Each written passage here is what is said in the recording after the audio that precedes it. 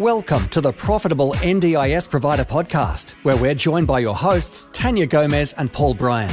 In each episode, we'll be sharing valuable insights and tips to help you turn your NDIS business into a profitable venture. So whether you're just starting out or looking to take your business to the next level, you've come to the right place. Let's stop surviving and start thriving. Welcome to the Profitable NDIS Provider Podcast. My name is Tanya and I'm joined by my lovely co-host, Paul. Hey, Paul, welcome back.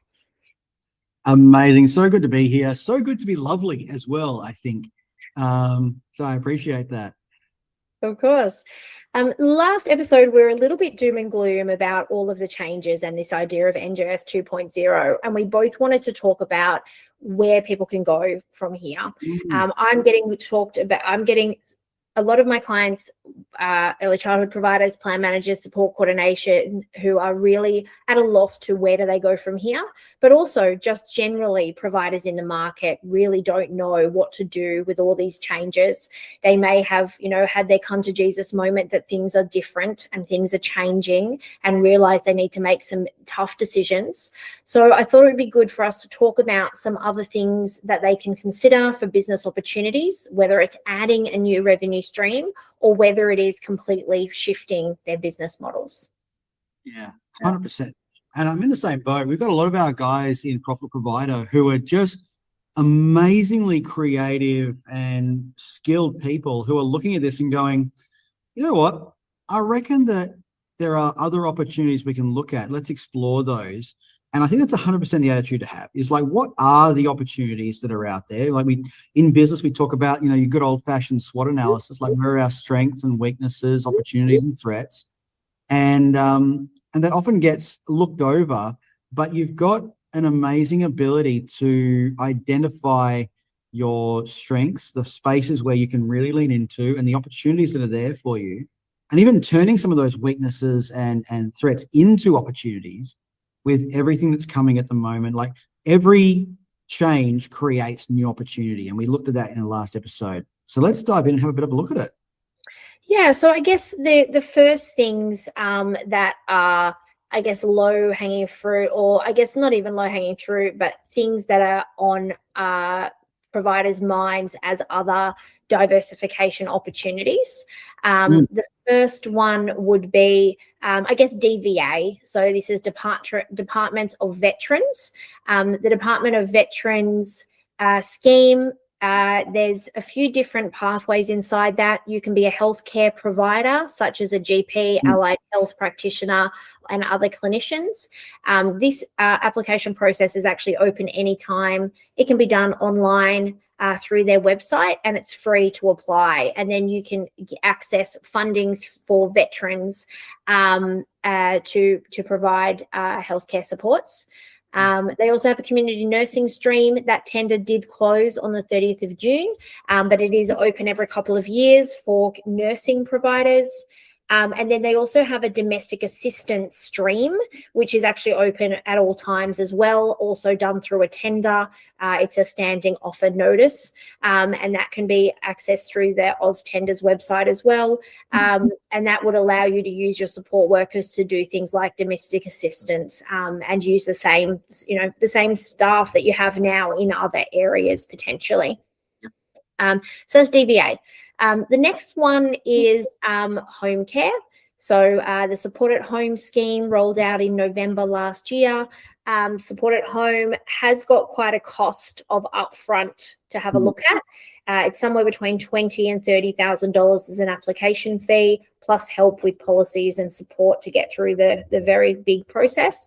But it's really similar to NDIS in many ways. There's registration categories, they call it, that you choose from. You go through a stage 1, 2, and 3 audit, and then you can claim for older Australians, people over 65, and there's 6 different categories of supports that you can claim for.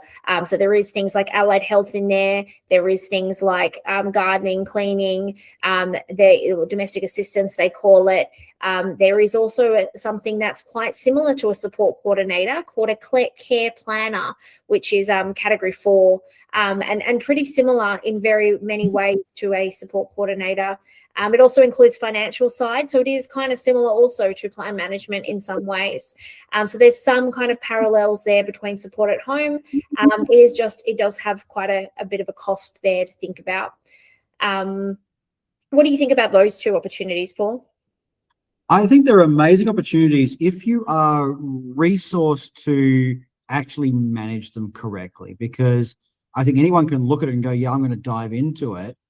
But, you know, especially with home care, there is quite a cost in diving into it.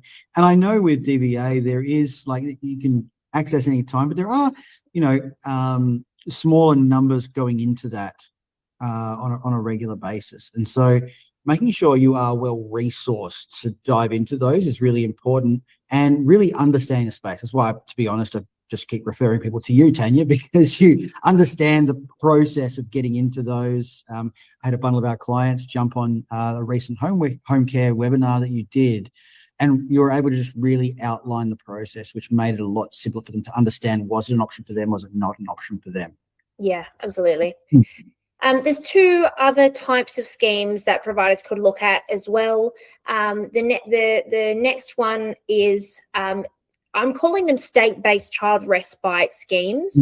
They are sometimes called voluntary placements, and this is for children who are in the foster care or out-of-home care system who need respite. And sometimes it's longer than, you know, sometimes it's short-term respite and sometimes it's longer. Every state has its own scheme. I'm most familiar with New South Wales and WA because I have clients who I've helped with those processes recently, but there is a scheme in every state that is an equivalent. It is free to do the application for this, but there's varying different processes based on the varying different states.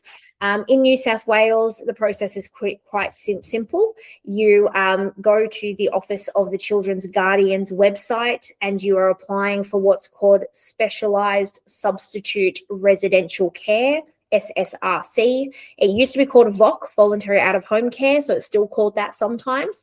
And basically you fill out some paperwork to be on the SSRC register. And you basically get approved straight away. And then you're on the register and you need to have policies within a certain time frame. I think it's 21 days from memory. The problem there, it's not actually hard to get on the list, but actually creating the relationships for people to refer you children and placements is the challenging part in New South Wales. So it's not, I mean, it's similar to NGIS that you have to go and build those networks. You have to go and build networks in the foster care space, in the out-of-home care space, in the child youth justice space. So if you come from the child youth justice space, if you come from a social work space, if you have those networks, that might not be too hard for you. But it may be very hard for you if you are coming from an environment that has no crossover into that world at all. Yes. So it might be a great option for some and not for others. I have heard that the Victorian system is very hard to get into.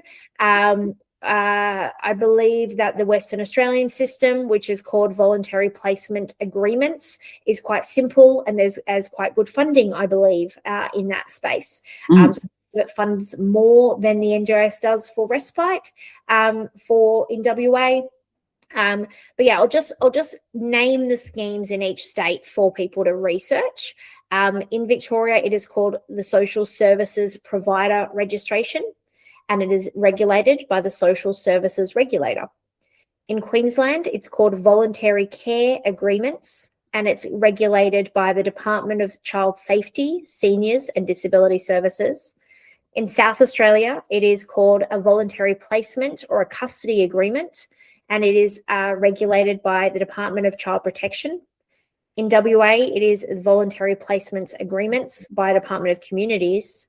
In Tasmania, it is Voluntary Care Agreements or out-of-home care respite, and it's regulated by the Department of Education, Children and Young People. In the ACT, it is Voluntary Care Agreements, and it's regulated by the Child and Youth Protection Services. And in Northern Territory, it is the voluntary care agreements, and it's regulated by the Department of Territory, Families, Housing and Communities. So have a look at those. I'm not even sure where our show notes are hosted at the moment, but if you know where our show notes are, I can put in some links. I actually, if you came to our last focus week, I did a whole hour presentation on diversification, and I gave out a handout that has this information on it. If you want this handout, if you want to send me an email at tanya@tanyagomez.com.au, I'll send you the handout. Just ask for the handout on diversification so I know what you're talking about. And it's got all of the links to all of these things that I'm talking about today on it as well. So what do you think about that? Who do you think would be suitable, Paul, for the state-based child respite schemes? Look, I think there's a lot of people out there who have the capacity for it and the interest in it. But again, this is something you want to be really well resourced for. So for instance, having homes that are available and safe and set up. And again, the policy and process around managing that, because each of these things are fairly well managed and regulated, especially at the state-based levels. So making sure you've got the right team and the right connections, as you said before, as well. So, people who have come from a social work background, having those people in your ecosystem, Department of Child Protection. We've got a couple of guys I work with who have come out of the Department of Child Protection space and started in the NDIS. So they understand the system, they know where the gaps are, and they're able to develop those relationships really, really quickly. So it's a great place to lean into. But like anything, a lot of it comes down to who you know and what your network looks like. And for a lot of people in the NDIS space, they've spent so much time trying to get in front of support coordinators. This is an opportunity for you to really sort of expand your network, be in the different rooms and start to connect at a different level to see if this is something that's going to be really viable for you in your business. Yeah, absolutely. All right, the last one I want to talk about are state-based injury and accident schemes. So this is if you are injured at work, as an example, and need rehabilitation or have an injury at work that becomes a lifelong disability. You can then get funding for supports through the different state regulatory bodies. So New South Wales, it is iCare. There's quite a process to go through for each of the different states. Again, it's very state specific, but a lot of my clients are funded under these different ones. NISQ, the National Injury Insurance Scheme in Queensland. I have a lot of clients that are NISQ approved. I'm probably saying that wrong. And I have a lot of iCare clients in New South Wales that are regulated by the Attendant Care Industry Association as well, which is other funding that is accessible. They do have some processes around getting approved for this, but being an NGIS provider already really does help in those processes. A lot of your policies, procedures, etc. Do come across. The real difference in these schemes is that it's really focused on rehabilitation. So it's not about just going to someone's house and cleaning up for them, but it's actually around helping build back their capacity. So taking them out, building those muscles, building those skills, rebuilding that confidence. And you work with a case manager inside the regulator who approves hours based on improvement in conditions. So it's a little bit different, but really similar in the skill set of the workers and the support and the business type and business models and regulation that you already kind of have in place. 100%. And I think it comes back to, this idea of it actually being an insurance scheme, which many of these things really are, is that their point is to have someone move off of the scheme. And it's very, very tangible in that sort of an area. Like in WA, it's called ICWA. Where you just, whether it's a motor vehicle accident or something that happens, we're looking for that potential rehabilitation journey that they're going to go on. And what a lot of NDIS providers, I think, have gotten really used to is just ongoing, not necessarily into a place where there is enough capacity to exit someone. And we've seen that a lot, but it is really the point of the system. Then you move into like the state-based insurance model. That is very much the focus. Is that this is a high value area? Is this a clear place we're going to be diving into to be able to get a result for someone? Yeah, absolutely. All right, so that's all the kind of other schemes that are similar around the edges of NDIS that providers can explore. I'm really interested, Paul, from your perspective, what are the opportunities outside the NDIS that providers can start thinking about? Look, this is almost like a hobby for me, this area. I absolutely love it, and I geek out a little bit on it because it's one of those things that if there are some 750,000 people currently on the NDIS who need support with some kind of disability. And to be very honest, that number is shrinking. The government's told us, we've given us some outlines and all that sort of stuff. And there's around 5.5 million people in Australia who have registered they have some form of disability. And that number is about to, be the number's not increasing, but the number of people without funding in that just continues to grow. There is so much opportunity to be able to say, well, we have a service that gets results for people. And so there's a massive market out there who need what we do, but don't have government funding.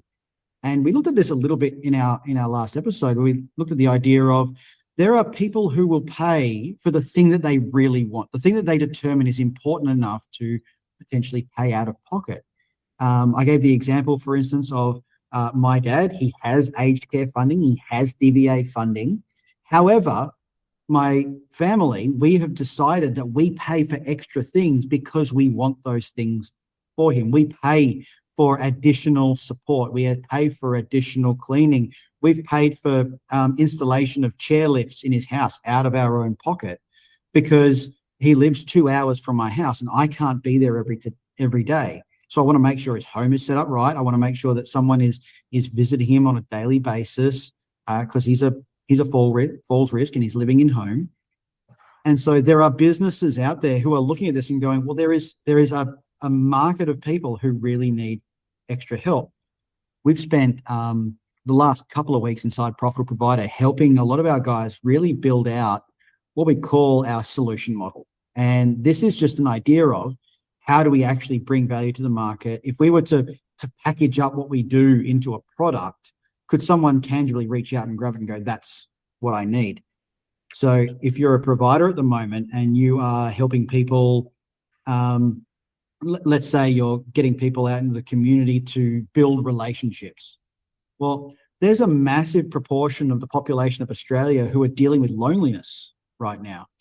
And if you have a means of getting in front of a certain group of people, not everyone, but a certain group of people, and creating a platform where you're helping them connect, you're giving them some resource and some tools, you're helping them in that process, then there are business opportunities out there as well. And if we look at, where was it? One of our guys in our group is now being approached on a regular basis for in-home care for elderly parents from people who can just afford to pay out of pocket. And so they've developed a whole nother product specifically for private pay clients.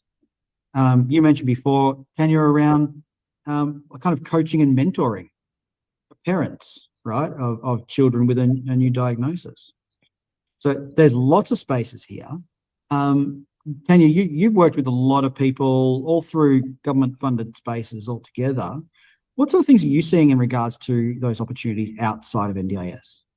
Yeah, I think something you said in our last episode was around that it would be arrogant to assume that people with disability can't afford to pay for anything, because there are lots of parents with children with disability who are working, who can afford things, who, maybe none of us can afford things, but that prioritize their children and prioritize putting supports in place that are needed for their family.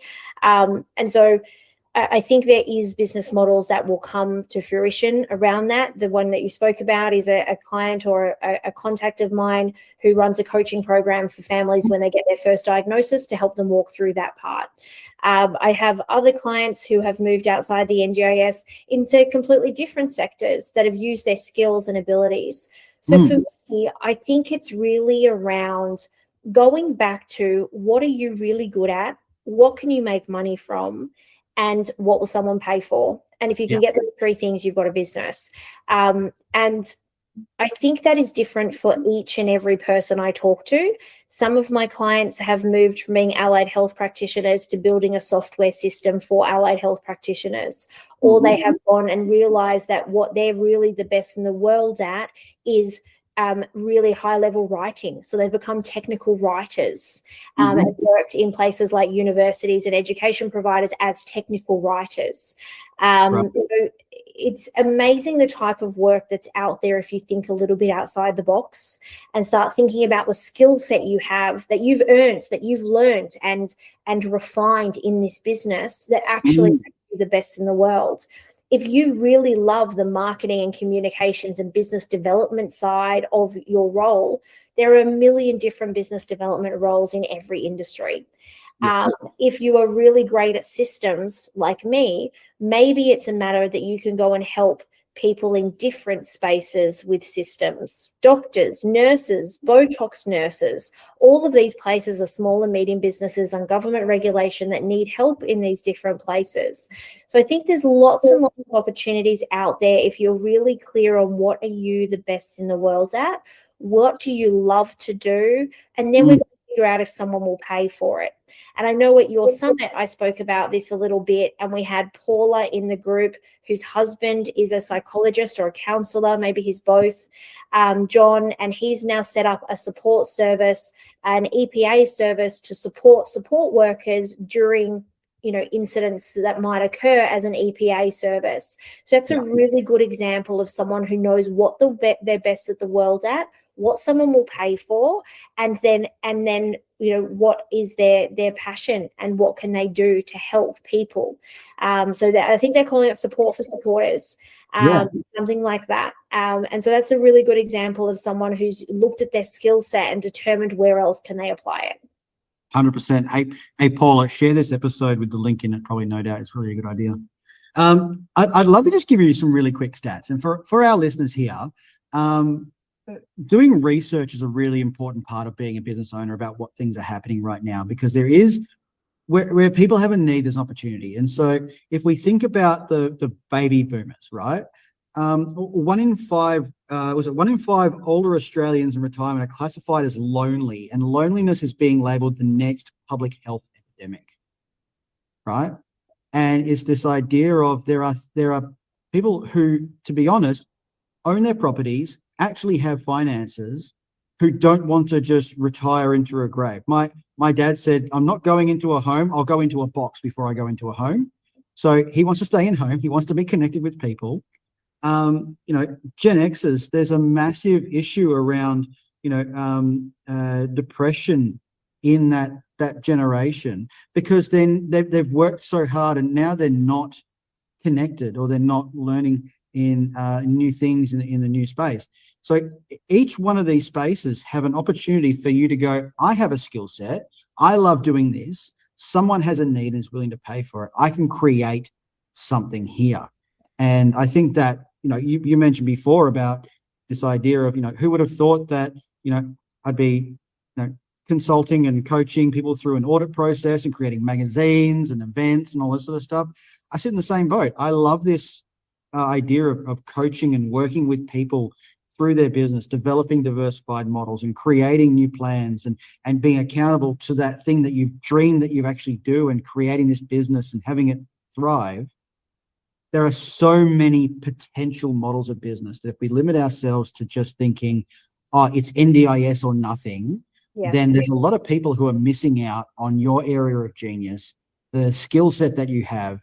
And as I said before, I believe that if you're good at what you do, you have an obligation to do that with more people. And for me, it's always come back to this idea that I have to solve a problem, and there's a problem that really excites me to solve. And there's many problems I've solved in my life, but for me, that really resonates because it's never really about the money. Although I need money to pay my bills, it's always actually been about how can I be of value And more than that, how do I use the skills that I have that are uniquely me to solve a problem for somebody else that they're going to pay for? And I saw a video a while ago about a man who is on a mission. He was a 21-year-old man who was on the mission to solve a problem for more than 1 million people for under $2. And he went around looking for what could he solve that someone could pay less than $2 and would be a problem for more than 1 million people. And he came up with some amazing things that he could actually fit in that category. And he did actually solve millions of people's problems. And he did become a millionaire because he solved more than $1 million people's problems for under $2. That's an example. The other thing I want to say about loneliness is that when I was in Perth recently, and I'm happily married, so it's not me, but my single friends in Perth told me that there's actually this big movement in Perth for not using dating apps and actually connecting in person. And there's actually not like speed dating, but actually nightclubs that are setting up where you can go to a nightclub and they match you based on age and preferences and all those things into different rooms with people like you, for you to actually have a whole room full of people that are in your demographic that you could meet with, that you can just be in the room, dance with them, drink, with the idea that you might meet someone there. So it's specifically for singles at age brackets, at preferences. So, you know, I think there were for straight people, gay people, etc. And they have them at different things. They're getting like 500 to 600 to 700 people at each of these events who want to connect in person with people. So there's so many opportunities out there. What are you passionate about? What problem can you solve? And it could be completely outside of NDIS, right? It doesn't have anything to do with disability. The skills you've learned in your business on how to run a business, lead people, market your product, connect with people, sell a message, all of those skills are transferable into every sector. It really is funny because my business model, and I'm a business coach. I help people with, like, you know, business plan and creating that. If anybody wants to know what my business strategy is, find the biggest, juiciest problem for the people I want to work with and solve that problem. And I just keep going from problem to problem, and I absolutely love it because, as you said, business really is about, or entrepreneurship rather, is really about solving a problem for a group of people. Right. And so if your energy is around solving problems for people, this is where we sort of look at Simon Sinek's like infinite game. Like, rather than just trying to get to a point, the point is to perpetuate business and to keep it going. And this is where people have a lot of fun. We've dived into a lot of different areas, and clearly we're both entrepreneurs and love talking about business opportunities and ideas and all that sort of stuff. So my encouragement is to any of our listeners, if you're thinking about this and trying to figure out what could my next steps be, reach out to Tanya and I, drop a comment on the post. We've both got so many resources around building businesses, not only in NDIS, but in a diversified funding models or in the private market itself. So thank you so much for jumping in and probably just having a bit of fun and spitballing some ideas here. But everything we've spoken about today, we know people that are actually doing. And so there's an opportunity everywhere for business to dive into it. I would love everyone on this post, on whether it's on YouTube or Spotify, wherever you're listening to this, to tell us what your thoughts are. What's your problem you're going to solve? You know, send us an email. Tell us, you know, we're happy to have a chat around what your idea is. We both do free quick consults where we can chat. If you want to chat to either of us about your next business idea, we'd love you to get in touch and talk to us about it. No, you know, we're not trying to sell you anything, just so that we can support you to move yourself forwards. If that's of interest, reach out, send us an email, hop on a call with us, talk to us about where to from here for you. 100%. Amazing. Thanks so much for listening, guys. Enjoy, and we'll see you on the next podcast. Thanks, guys. Thanks for tuning in to another episode of the Profitable NDIS Provider podcast with Tanya Gomez and Paul Bryan. We hope you found today's episode informative and valuable. If you enjoyed the show, please don't forget to subscribe, leave us a rating, and share it with others who could benefit from our insights. Until next time, keep thriving.